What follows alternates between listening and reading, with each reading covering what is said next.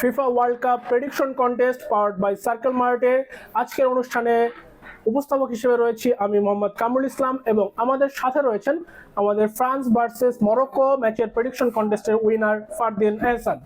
তাকে আমরা স্বাগত জানাচ্ছি সার্কেল মার্টের পক্ষ থেকে এবং সেই ম্যাচের পুরস্কার হিসেবে রয়েছে JBL M3 মিনি স্পিকার।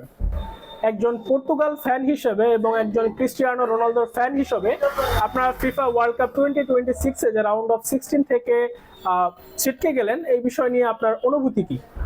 আসলে আমরা পর্তুগাল সাপোর্টাররা আসলে কখনো ওয়ার্ল্ড কাপ কিংবা এসব দেখে আমরা সাপোর্ট করি না। আমরা মূলত সাপোর্ট করি রোনালদোকে দেখে। তিনি যেভাবে পরিশ্রম করেন এবং তিনি যেভাবে ধাক্কা খাওয়ার পরে বারবার ফিরে আসে, আসলে আমরা এসব দেখে তার প্রতি অনুপ্রাণিত হই এবং আমরা চাই তিনি সামনের ইউরোটা খেলুক।